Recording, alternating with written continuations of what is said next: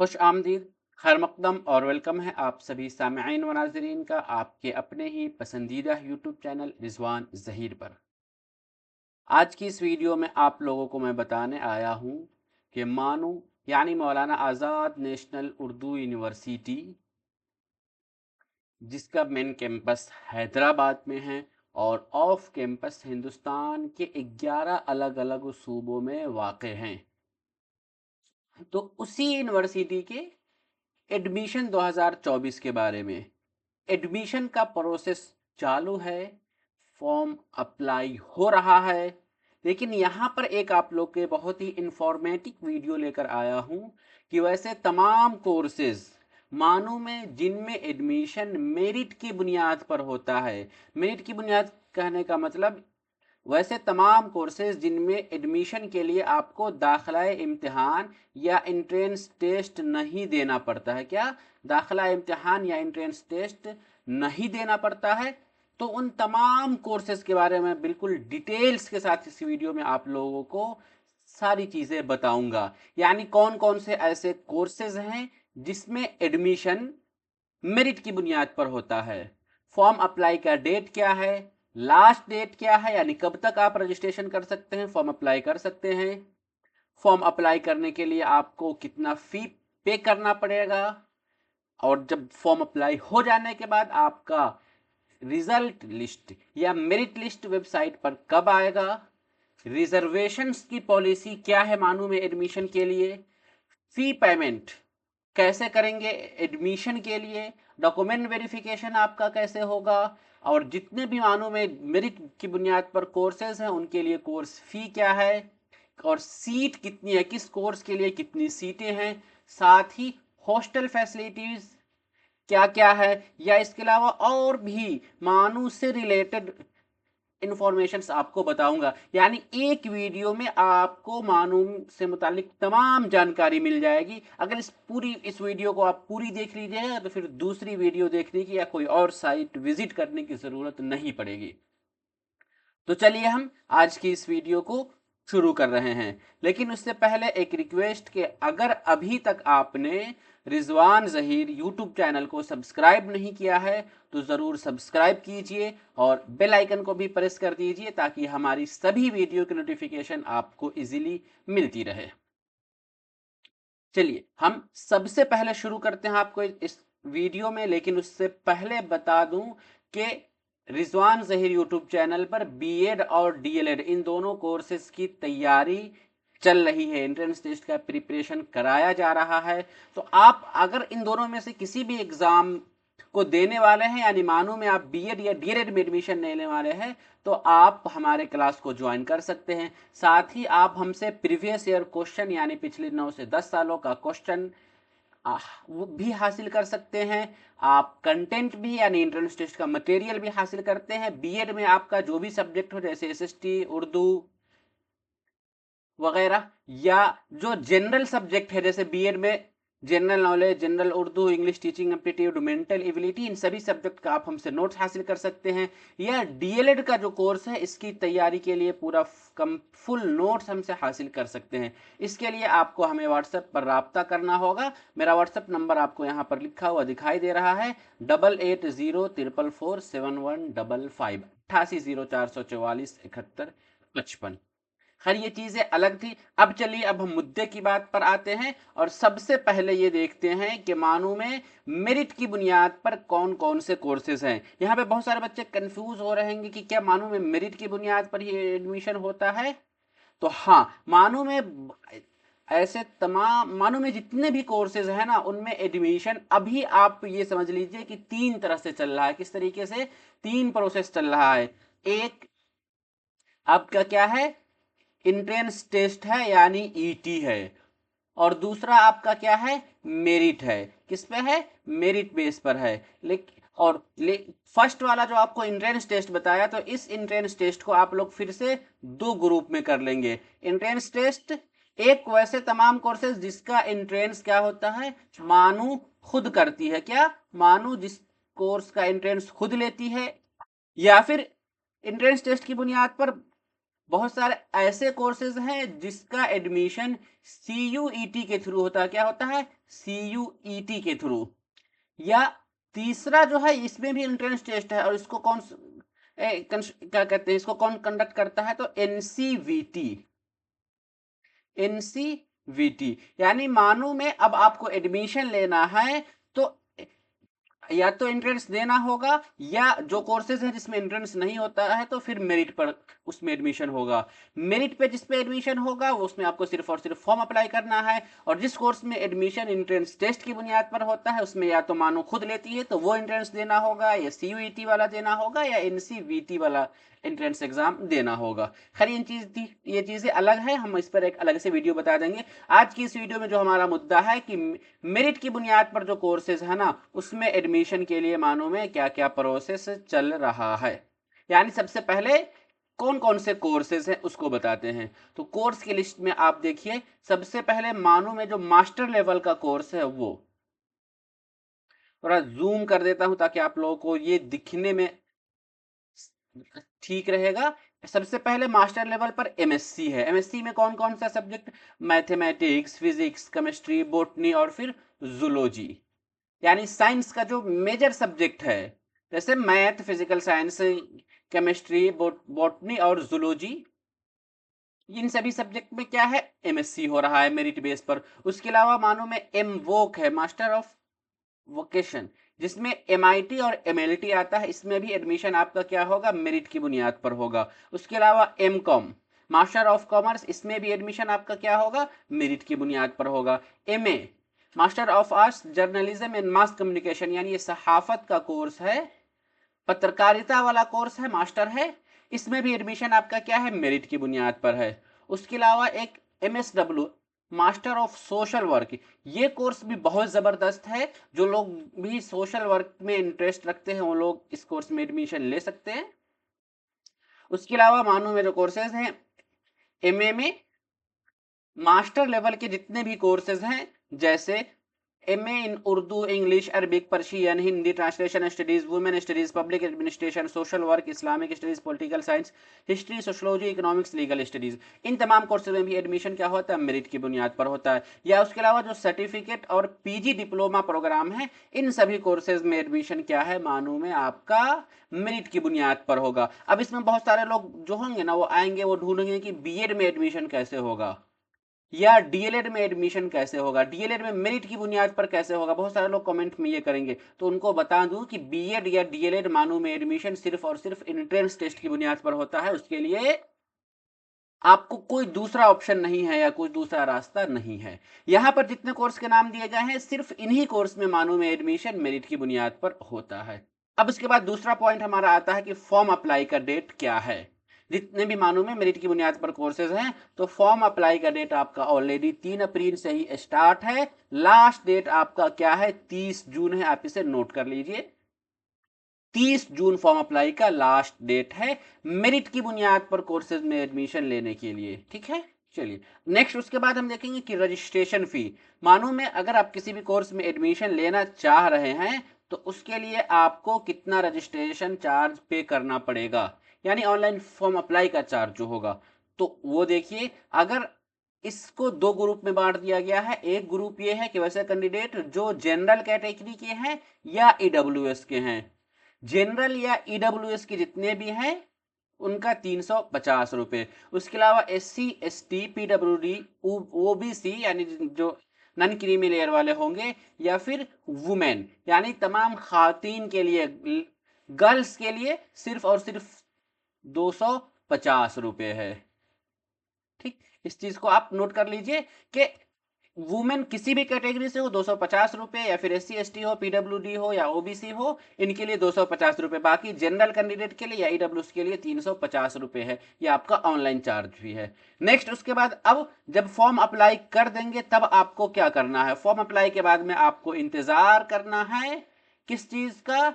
Merit list declare होने का, यानी लिस्ट आने का। मेरिट लिस्ट आपका कब आएगा? یہ جس کو آپ سلیکٹڈ لسٹ بھی بولتے ہیں، تو سلیکٹڈ لسٹ کے لیے دیکھیے ہم نے آپ کو یہاں پر شیڈیول دے دیا ہے کہ مانو میں جتنے بھی ڈپارٹمنٹ ہے یا جو کورسز ہیں اس میں ڈپارٹمنٹ وائز الگ الگ شیڈیول آپ کو یہ دیا گیا ہوا ہے۔ الگ الگ شیڈیول کا مطلب ہے کہ جیسے school of language, school of science, school of arts and social science, school of commerce and management, school of journalism and mass communication, school of technology یا اسکول آف لا، اتنے سارے ہیں، یعنی اتنا سارا آپ کا کیا ہے، یہ الگ الگ معنوں کا پورا ڈپارٹمنٹ ہے۔ اس ڈپارٹمنٹ میں جو لینگویج ڈپارٹمنٹ سے ہیں ان کا 15 جولائی کو فرسٹ لسٹ آئے گا۔ لینگویج ڈپارٹمنٹ پہ آپ کا کیا آ جائے گا، جیسے آپ جتنے ایم اے لیول پر جو کورسز میں ایڈمیشن لے رہے ہیں، ایم اے آپ کا اردو ہے، انگلش ہے، ہندی ہے، پرشین ہے، جتنے بھی کورسز ہیں ان سبھی کا آپ کا 15 جولائی کو پہلا لسٹ ڈکلیئر ہوگا۔ اس کے بعد اسکول آف سائنس، سائنس میں آپ کا ایم ایس سی جو بھی تھا، یعنی کہ M S C math, physics, chemistry, biological science میں جو آپ کا بوٹنی اینڈ زولوجی ہے، ان سبھی کا فرسٹ لسٹ 15 جولائی کو آئے گا۔ School of arts and social science, arts and social science کہیں گے تو جو آپ کا ہسٹری ہے، اکنامکس ہے، پولیٹیکل سائنس ہے، اسلامک اسٹڈیز ہے یا سوشولوجی ہے، یہ سبھی ڈپارٹمنٹ کا جو کیا ہے، اس کا فرسٹ لسٹ 16 جولائی کو آئے گا۔ School of commerce and management یعنی ایم کام کا جو ہے آپ کا کب آئے گا، 16 جولائی کو آئے گا۔ School of journalism and mass communication, ابھی آپ کو کہا M a journalism and mass communication کا آپ کا فرسٹ لسٹ 16 جولائی کو آئے گا۔ School of technology, technology department کا اگر جو آپ کا کورس ہے تو اس میں بھی آپ کا میرٹ لسٹ کب آئے گا، 16 جولائی کو آئے گا۔ اسکول آف لا، یہ اس سال مانو میں اس سال بالکل نیا نیا آیا ہے، اس کے لیے جو کیا ہے، اس کا بھی فرسٹ لسٹ 15 جولائی کو آئے گا۔ اب جب 15 جولائی کو آئے گا، اس کے بعد اب کیا ہے، تب آپ کو کیا ہے، ڈی وی یعنی ڈاکومنٹ ویریفیکیشن اور کاؤنسلنگ کرانا ہوگا۔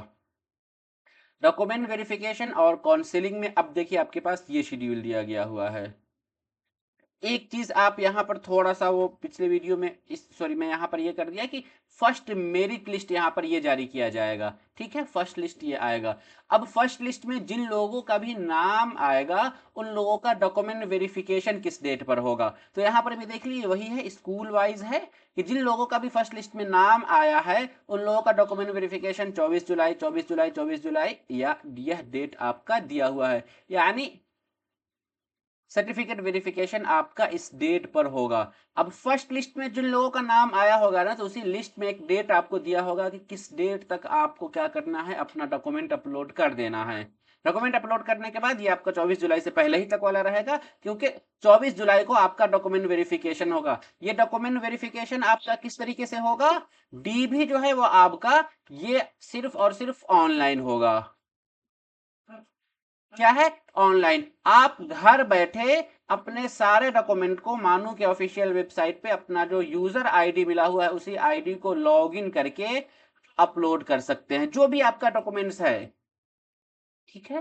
چلیے، جب ڈاکومنٹ اپلوڈ کر دیں گے تو اس کو یونیورسٹی آپ کا یہ جو ڈیٹ دیا ہوا ہے پورا ڈپارٹمنٹ وائز اس ڈیٹ پر چیک ہوگا۔ نیکسٹ اس کے بعد جب ڈاکومنٹ ویریفیکیشن یا کاؤنسلنگ ہو جائے گا تو جو لوگ بھی ایڈمیشن کے لیے ایلیجیبل پائے جائیں گے ان کو فی پیمنٹ کرنا ہے۔ کیا ہے، فی پیمنٹ کرنا ہے۔ فی پیمنٹ کرنے کا ڈیٹ کیا دیا ہے، تو یہ دیکھیے یہاں پر بھی وہی بات ہے، آپ کا بالکل اسکول ڈپارٹمنٹ وائز دیا ہوا ہے کہ اسکول آف لینگویج کا 25 سے 26 جولائی کو فی پیمنٹ ہے، اسکول آف سائنس کا 25 سے 26 جولائی ہی ہے، آرٹس اینڈ سوشل سائنس کا 26 سے 27 جولائی ہے، کامرس مینجمنٹ کا 26 سے 27 جولائی ہے، جرنلزم اینڈ ماس کمیونیکیشن کا بھی 26 سے 27 جولائی ہے، اسکول آف لا کا جو ہے وہ بھی 25 سے 26 جولائی کا ہی ہے، ٹھیک۔ یہ چیزیں آپ کو یہاں پر بتا دیا گیا۔ اب اس کے بعد فرسٹ لسٹ کا جو پروسیس دیکھ رہے ہیں یہ کمپلیٹ ہو گیا، یعنی فرسٹ میرٹ لسٹ جاری ہوا، پھر سرٹیفکیٹ ویریفیکیشن ہوا، پھر پیمنٹ ہوا۔ اس کے بعد اگر کوئی سیٹ خالی بچتی ہے تو سیکنڈ لسٹ جاری کیا جائے گا اور اس کا پورا شیڈیول یونیورسٹی کے ویب سائٹ پر آئے گا، ٹھیک۔ یہ چیزیں آپ لوگ سمجھ گئے ہیں۔ اب چلیے، اب اس کے بعد نیکسٹ جو ہم دیکھ رہے ہیں کورس فی، یعنی اگر آپ مانو میں کسی بھی کورس میں ایڈمیشن لینا چاہ رہے ہیں تو آپ کو کس کورس کے لیے کتنا فی پیمنٹ کرنا پڑے گا۔ فی پیمنٹ جو آپ کا کیا ہوگا، مانو میں آپ اسے یاد رکھیے گا، ये आपका सेमेस्टर वाइज होगा। क्या? Semester wise. एक सेमेस्टर आपका 6 मंथ का होता है, तो फी पेमेंट हर आपको 6 महीने में एक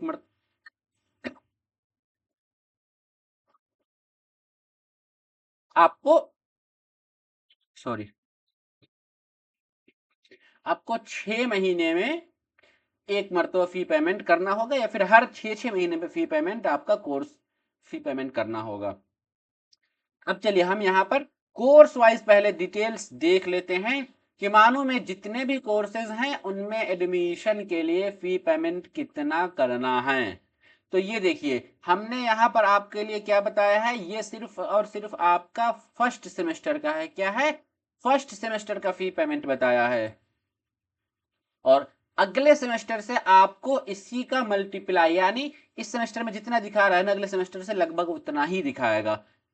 सिर्फ फर्क एक ये होगा, वो हम आपको बताते हैं। जैसे ये MA journalism and mass communication वाला है, तो ये इसमें एडमिशन फी, ट्यूशन फी अलग अलग सारा डिवाइड किया हुआ है, आप उनको छोड़ दीजिए। सिर्फ और सिर्फ यहाँ पर आप डायरेक्ट आ जाइए जो रेड कलर वाला है उसमें, यानी total fee for boys at a time of admission. यानी फर्स्ट टाइम जब आपका एडमिशन हो रहा है, अगर आप एमए जर्नलिज्म मास कम्युनिकेशन में एडमिशन ले रहे हैं, तो 3850 रुपये बॉयज के लिए लगेगा और 1300 रुपये गर्ल्स के लिए लगेगा। आपको पता है कि गर्ल्स के लिए मानों में कंसेशन दिया गया हुआ है कोर्स फी के लिए, यानी फर्स्ट सेमेस्टर में उनका फी जो है, एडमिशन फी यानी ट्यूशन फी माफ है। सिर्फ बॉयज को जहां पर 3850 रुपये लग रहा है, गर्ल्स को सिर्फ 1300 रुपये लगेगा। लेकिन ये बात सिर्फ और सिर्फ क्या है, फर्स्ट सेमेस्टर की बात है। जब हम उसके बाद सेकेंड सेमेस्टर में जाएंगे ना, तो सेकेंड सेमेस्टर में सभी को बराबर ही पेमेंट करना होगा। और सेकेंड सेमेस्टर का लगभग आप यही मान के चलिए कि जो आपका ये 3850 दिखा रहा है, तो इतना ही होगा। एमएसडब्ल्यू में आपका 2750 फर्स्ट सेमेस्टर में बॉयज के लिए है और 1200 रुपये गर्ल्स के लिए है। और अगले सेमेस्टर से, यानी second, third, fourth, fifth, sixth, seventh, eighth, जो भी आपका अगर सेमेस्टर आता है, तो उन सभी में बॉयज और गर्ल्स का बिल्कुल यही बराबर ही हो जाता है। और यहाँ जो आपको ये फर्स्ट सेमेस्टर वाला दिखा रहा है ना, अगले सेमेस्टर से भी आपको इतना ही पेमेंट करना पड़ेगा। यहाँ पर ये एमएससी का दिया हुआ है, मैथमेटिक्स का, या फिर MSc chemistry, physics, botany, zoology वगैरह का है। सभी कोर्स का यहाँ पर फी दिया हुआ है। आप इस फी को यहाँ पर सीधे डायरेक्ट देख सकते हैं। बॉयज के लिए ये जो आपका रेड कलर वाला है, और ग्रीन वाला गर्ल्स के लिए है। और याद रखिए कि सिर्फ फर्स्ट सेमेस्टर का है। जैसे हम सेकेंड या फिर थर्ड सेमेस्टर, फोर्थ सेमेस्टर की बात करते हैं, तो ये जो बॉयज वाला दिखा रहा है ना, इतना ही पेमेंट लगभग आपको करना पड़ेगा गर्ल्स और बॉयज दोनों को। ठीक। अब चलिए, अब उसके बाद नेक्स्ट जो हम आपको बताएंगे कि मानो को आपको पता है कि एक सेंट्रल यूनिवर्सिटी यानी गवर्नमेंट यूनिवर्सिटी है, तो यहाँ पर रिजर्वेशन की जो पॉलिसी है वो भी फॉलो किया जाता है। रिजर्वेशन यानी सेंट्रल गवर्नमेंट जिन क्या कहते हैं कैटेगरीज में जिन के लिए कोटा फिक्स किया हुआ है, वो रिजर्वेशन मानो भी फॉलो करती है, उन सबको देती है। जैसे एससी, एसटी, ओबीसी या ईडब्ल्यूएस, पीडब्ल्यूडी वगैरह। यहाँ पर हम देख रहे हैं कि मानो में रिजर्वेशन किस कैटेगरी के लिए कितनी है। शेड्यूल कास्ट यानी एससी के लिए सीट 15% रिजर्व है। शेड्यूल ट्राइब यानी एसटी के लिए 5.5% सीट क्या है, रिजर्व है। अदर बैकवर्ड क्लास जिसको हम ओबीसी कहते हैं, ओबीसी क्लास के लिए कितने, 27% रिजर्व है। अब इसमें बिहार के बहुत सारे स्टूडेंट्स होंगे, वो कहते होंगे हम तो बीसी में आते हैं, हम तो ईबीसी में आते हैं, तो हम किस में जाएंगे। तो आपको पता होनी चाहिए कि वो आप ईबीसी, बीसी या एमबीसी भी बोलते हैं, ये सब आपका सिर्फ स्टेट लेवल पर है। सेंट्रल लेवल पर सिर्फ एक ही होता है, ओबीसी, और वो भी एनसीएल, नॉन क्रीमी लेयर वाला। तो ओबीसी कैटेगरी के लिए मानू में 27% रिजर्व है। ईडब्ल्यूएस इकोनॉमिकली वीकर सेक्शंस के लिए 10% सीट क्या है, रिजर्व है। अब यहां पर ये जो इतनी सीट रिजर्व है, इसका मतलब क्या हुआ। मान लेते हैं कि किसी भी कोर्स में अगर 50 सीट है, कितना है, 50 सीट है, तो उसमें से 15% सीट क्या होगा, रिजर्व हो जाएगा एससी के लिए। यानी आप इसका 7.5 कर लीजिए कि ये 7.5 सीट है कि इससे के लिए। अब एसटी की जब बात करेंगे तो 7.5 है, तो आप इसको बिल्कुल ही आधा कर लीजिए। ठीक है। अब वो जो आपका आ रहा है वो एसटी के लिए सीट है। 3.75,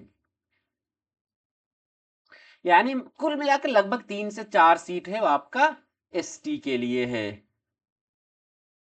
और अदर बैकवर्ड क्लास यानी ओबीसी के लिए टोटल कितनी सीटें हो जाएंगी? 50 में से तो 13.5 सीट हो जाएगी। क्या होगी? 13.5, मान लीजिए 13 या 14 सीट जो भी दिया जाए। इकोनॉमिकली वीकर सेक्शन ईडब्ल्यूएस के लिए अगर किसी सब्जेक्ट में 50 सीट है तो उसके लिए 5 सीट हो जाएगा। अब दूसरी चीज यहां पर देख लीजिए, वुमेन और पीडब्ल्यूडी, इन दोनों के लिए हॉरिजेंटल मोड ऑफ रिजर्वेशन है, यानी हॉरिजॉन्टल। जितनी भी सीटें हैं उसमें से 33% कम से कम वुमेन्स आनी चाहिए। कितना? 33%। और अगर पीडब्ल्यूडी है तो उसके लिए भी सीट कितना है? 5% रिजर्व होता है। जितनी भी सीटें हैं उसमें से वुमेन के और पीडब्ल्यूडी को 33% सीट दिया जाएगा।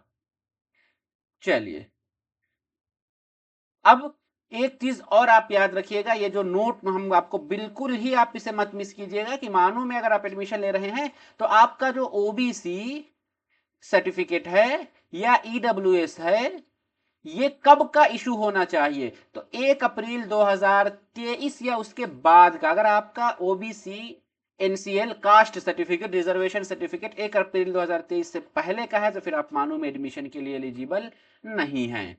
अब आप कैसे होंगे एलिजिबल? तो आप पहले अपना ओबीसी या ईडब्ल्यूएस सर्टिफिकेट बनवाइए, तब फॉर्म अप्लाई कीजिए। एक चीज और यहाँ की है, अब इस साल से यानी 2024 से मानो में एडमिशन के लिए आपको फॉर्म अप्लाई के टाइम ही अपना ओबीसी सर्टिफिकेट शो करना पड़ेगा। चलिए आगे बढ़ते हैं। अब हम रिजर्वेशन यहां पर वेटेज, क्वालिफाइंग और एज कंसेशन क्या है मालूम। ऊपर तो किसके लिए कितनी सीटें हैं वो बता दी गई थी। अब यह है कि कुछ चीजों है जहां पे छूट दिया गया हुआ है, यानी क्वालिफाइंग एग्जामिनेशन में 5% वुमेन के लिए, पीडब्ल्यूडी के लिए भी 5% है। यानी कि किसी कोर्स में अगर यह कहा गया है कि उसमें वही कैंडिडेट फॉर्म अप्लाई कर सकते हैं जिनका 50% मार्क्स हो, तो वहां पर अगर वो वुमेन है तो उनको 5% का रिलैक्सेशन यानी 55% तक भी वो, सॉरी 45% तक भी वो क्या होता है, फॉर्म अप्लाई कर सकते हैं। ठीक। और एज रिलैक्सेशन की बात अगर हम करेंगे तो 5 साल का वुमेन के लिए मानो में एज का रिलैक्सेशन दिया गया है, पीडब्ल्यूडी के लिए भी 5 साल का रिलैक्सेशन दिया गया हुआ है। एससी एसटी के लिए भी यानी नंबर में 5% का छूट है और 5% का ओबीसी एज रिलैक्सेशन है। उसी तरीके से ओबीसी अगर है तो ओबीसी कोटा के लिए मार्क्स में 5% का रिजर्वेशन है। यानी मान लेते हैं किसी कोर्स में ये कहा गया है कि इसमें जिन लोगों का 45% कम से कम मार्क्स हो वही एडमिशन ले सकते हैं, लेकिन अगर वो ओबीसी है तो उनको 40% पर भी एडमिशन मिल जाएगा। या फिर एज रिलैक्सेशन, यानी किसी कोर्स में अगर ये कहा गया है कि इसके लिए कम 30 साल से ज्यादा किसी का एज नहीं होना चाहिए, 30 साल से ज्यादा एज नहीं होना चाहिए, तो उसमें अगर कोई ओबीसी कैटेगरी का स्टूडेंट आ गया तो उसका 33 साल तक भी क्या होगा, एडमिशन हो जाएगा। ठीक है। चलिए, बाकी फी में भी आपको कंसेशन दिया गया, वो तो आपको बता ही दिया। अब नेक्स्ट देखते हैं कि मानो में किस, जितने भी मेरिट बेस पर कोर्सेज है उसमें किस कोर्स में कितनी सीटें हैं और उसके लिए एलिजिबिलिटी क्या है, कौन से लोग उस कोर्स में एडमिशन ले सकते हैं। ये पूरी लंबी फेहरिस्त है, बस मैं आपको सिर्फ बोल कर चला जाऊंगा। अगर आपको डिटेल्स में देखना है तो आप वीडियो को क्या कीजिएगा, स्किप करके एक मतलब स्क्रीनशॉट उसका ले लीजिए या फिर इसको आप देख सकते हैं। ठीक है। चलिए, मैं थोड़ा सा आप लोगों को अपना फोटो ये कर दूं।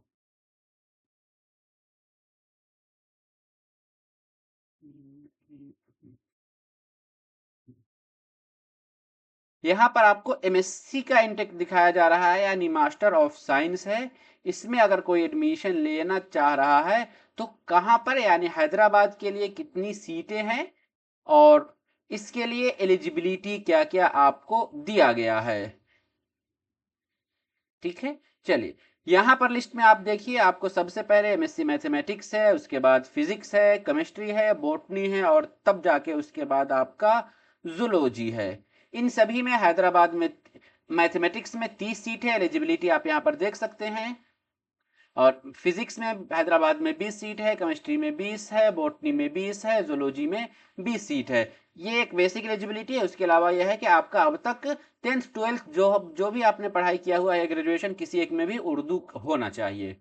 नेक्स्ट उसके बाद देखते हैं एमवोक है, यानी ये वोकेशनल कोर्स है। इसमें एमएलटी और एमआईटी दो है। हैदराबाद में 20 सीट है, दोनों के लिए 20-20 एलिजिबिलिटी आपका ये दिया हुआ है। नेक्स्ट है एमकॉम। एमकॉम के लिए हैदराबाद में 40 सीट है और एलिजिबिलिटी आप यहां पर पढ़ सकते हैं। MA journalism and mass communication है, इसकी अगर हम बात करेंगे तो 30 सीट है। इसमें दो तरह का आप है, एक नॉर्मल एंट्री है और दूसरा लिटरल एंट्री है। इसके लिए एलिजिबिलिटी आपको यहाँ पर दिया हुआ है, आप उसे देख सकते हैं। नॉर्मल के लिए 30 है और लिटरल एंट्री के लिए 10 सीटें हैं। एमएसडब्ल्यू की बात करेंगे तो एमएसडब्ल्यू की इनटेक कितनी है मानो में, तो 40 सीट है, ये हैदराबाद में है। एमए उर्दू के लिए कितनी सीटें हैं मानो में, तो उर्दू में आपको देख लीजिए कि मानो का 3 कैंपस, यानी मेन कैंपस हैदराबाद में 50, 30 लखनऊ में और 30 बडगाम यानी ये कश्मीर में, जम्मू कश्मीर में है। एलिजिबिलिटी आप यहां पर देख सकते हैं। एमए इंग्लिश की बात करेंगे तो ये भी आपका हैदराबाद में है, 60, 30 लखनऊ में और 30 आपका कश्मीर में। एलिजिबिलिटी आप इसे यहां पर देख सकते हैं। एमए अरबिक की बात करेंगे तो ये आपका सिर्फ और सिर्फ हैदराबाद और लखनऊ में है। हैदराबाद में 60 सीट है, लखनऊ में 30 सीट है। एलिजिबिलिटी आपको यहां पर दिया हुआ है। एमए पर्शियन की बात करेंगे तो फारसी में हैदराबाद में 30 सीट है, लखनऊ में 30 सीट है और बदगाम में यानी कश्मीर में भी 30 सीटें हैं। एलिजिबिलिटी आपको यहां पर ये दिया हुआ है। एमए हिंदी की अगर हम बात करेंगे तो एमए हिंदी में ये सिर्फ और सिर्फ आपका कहाँ है, हैदराबाद में है। और कितनी सीटें हैं, एलिजिबिलिटी क्या है, आपको यहां पर ये दिया हुआ है, आप उसे देख सकते हैं। चलिए आगे देखते हैं। एमए ट्रांसलेशन स्टडीज, इसमें 30 सीटें हैदराबाद में। एलिजिबिलिटी आप यहां पर देख सकते हैं। एमए वुमेन स्टडीज में 25 सीट है, कहाँ, ये और सिर्फ आपका ये हैदराबाद में है। एमए पब्लिक एडमिनिस्ट्रेशन की बात करेंगे, बहुत ही अच्छा कोर्स है। जिन लोगों का भी क्या कहते हैं सोशल अवेयरनेस ज़्यादा बेहतर है या सोशल वर्क करना चाहते हैं, वो लोग पब्लिक एडमिन वाला कोर्स कर सकते हैं। इसमें 25 सीट है हैदराबाद के लिए। एमए सोशल वर्क भी बेहद बहुत अच्छा कोर्स है, ये हैदराबाद में इसके लिए 40 सीट है। एलिजिबिलिटी आपको ये दिया हुआ है। एमए इस्लामिक स्टडीज की जब हम बात करेंगे तो इसमें हैदराबाद में 30 सीट है, बडगाम यानी कश्मीर में 30 सीट है। एलिजिबिलिटी यहां पर है। एमए पॉलिटिकल साइंस में मानो में हैदराबाद में 40 सीटें हैं। एमए हिस्ट्री में हैदराबाद में सिर्फ कोर्स है और 30 सीट है। एमए सोशोलॉजी की अगर हम बात करेंगे तो इसमें ये सिर्फ और सिर्फ हैदराबाद में है और कितनी है, 25 सीटें हैं। एमए इकोनॉमिक्स की बात करेंगे तो ये कहाँ है, हैदराबाद में और इसकी में 25 सीट है। बडगाम में भी 25 सीटें हैं।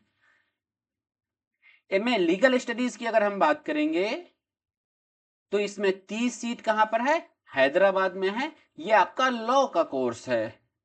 दूसरा आपका, अब उसके बाद नेक्स्ट हम अब कहां पर आ रहे हैं, हॉस्टल। ये बहुत इंपॉर्टेंट है हॉस्टल। लेकिन हॉस्टल से पहले भी एक चीज मुझे लगता है कि मिस कर रहा हूं, बहुत सारे लोग ढूंढेंगे। स्कॉलरशिप क्या है, स्कॉलरशिप क्या मानू में एडमिशन के लिए स्कॉलरशिप मिलता है जो बच्चे मानू में एडमिशन लेते हैं। हाँ, मानू में जिन लोगों का एडमिशन होता है स्कॉलरशिप, आप अगर किसी भी ऑर्गेनाइजेशन से, किसी भी इंस्टीट्यूशन से अगर स्कॉलरशिप हासिल करना चाह रहे हैं तो आप अप्लाई कर सकते हैं। मानो यानी यूनिवर्सिटी अपने लेवल पर उसको आपके फॉर्म को वेरीफाई करेगी या अपने ऑफिस से उसको फॉरवर्ड करेगी।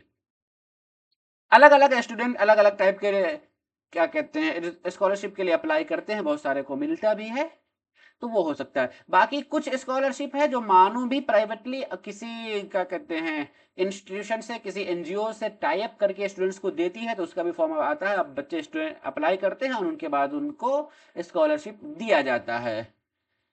नेक्स्ट अब हमारा आपका क्या रहा है, हॉस्टल फी। हॉस्टल फी क्या है, तो मानो में आपको पता है कि हम आपको सिंपल बस ये समझाने की कोशिश कर रहे हैं कि एक साल में जो स्टूडेंट के लिए हॉस्टल फी लग रहा है ना, ये आपका पूरा हॉस्टल फी कितना है, 4500 रुपये है। क्या है, 4500 रुपये, जिसमें आप देख सकते हैं कि बहुत सारी चीजें अलग अलग इधर उधर करके दी गई हुई है, यानी हॉस्टल फी। और दूसरा उसके बाद तब आपका एडमिशन के टाइम, यहां पर आप एक चीज ये समझिए कि एडमिशन के टाइम आपको कितना लगेगा। एडमिशन के टाइम आपको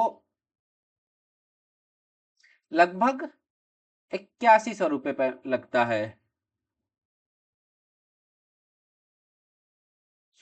यहाँ पे क्या है, आपका 8600 रुपये है पेमेंट लगेगा, जो कि आपको हॉस्टल जिस टाइम अलॉट किया जाएगा तब। लेकिन इसमें से आप ये याद रखिएगा, जो 4500 रुपये है ना, यही आपका सिर्फ और सिर्फ हॉस्टल फी है। यानी ये हॉस्टल फी का 1 साल का आपका लिया जा रहा है। बाकी उसके अलावा आपको, अगर गर्ल्स है तो 2000 रुपये लगभग मंथली बिल आएगा, और बॉयज है तो उसको 2500 रुपये मंथली मेस का बिल आएगा। आप जितने महीने यूनिवर्सिटी में रहेंगे, हॉस्टल में खाएंगे पिएंगे, तो आपको उतने दिनों के लिए मंथली बिल आता है। अगर मंथली आपका 30 दिन है तो 30 दिन का, अगर आप 2-4 दिन के लिए घर जाते हैं तो उसके लिए आपका वो माइनस करके आएगा।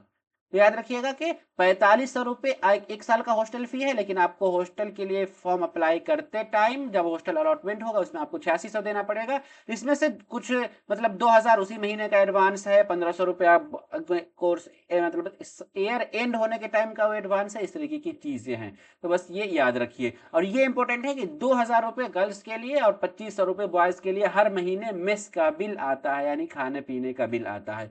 अब उसके अलावा एक चीज और आप लोग को बता दूं कि जो आप लोग मिस कर रहे हैं, कि मानू में और क्या क्या फैसिलिटीज है। तो मानू एक सेंट्रल यूनिवर्सिटी है, और यहाँ बहुत सारे अलग अलग टाइप की फैसिलिटीज, यानी सेंट्रल यूनिवर्सिटी में आपका स्पोर्ट्स है, खेल कूद का फैसिलिटी है, जिम है, बहुत बड़ा प्ले ग्राउंड है, क्रिकेट टूर्नामेंट्स वगैरह या अलग अलग के टूर्नामेंट होते हैं। ईयरली आपको सालाना हॉस्टल फेस्ट होता है। बहुत सारी चीज़ें मौज मस्ती के लिए, पढ़ने के लिए, लिखने के लिए, लाइब्रेरी है, सारी एनएसएस है, और फिर एनसीसी वगैरह है, बहुत सारी चीज़ें हैं। ये सभी सारी फैसिलिटीज़ आपको मिलेंगी। तो चलिए, आज की इस वीडियो में यही सब बताना था। यानी मानो में जितने भी मेरिट बेस्ड के कोर्सेज हैं उनमें एडमिशन के लिए प्रोसेस क्या है, और फिर कौन कौन से कोर्सेज हैं, उसके लिए एलिजिबिलिटी क्या है, सीटी क्या है, उसके लिए एडमिशन फी कितना लगता है, पूरे कोर्स का फी कितना लगता है, और वो क्या सिर्फ हैदराबाद में है या और भी कहीं है,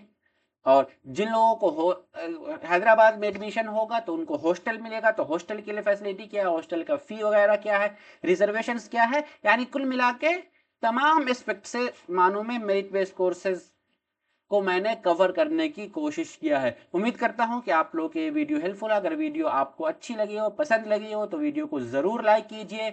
और अगर अभी तक आपने रिजवान ज़हीर यूट्यूब चैनल को सब्सक्राइब नहीं किया तो ज़रूर सब्सक्राइब कीजिए, और बेल आइकन को भी प्रेस कर दीजिए, ताकि हमारी सभी वीडियो की नोटिफिकेशन आपको इजीली मिलती रहे। तो चलिए, आज की इस वीडियो में दीजिए हमें इजाज़त। हम फिर मिलेंगे, तब तक के लिए शुक्रिया। अल्लाह हाफिज़।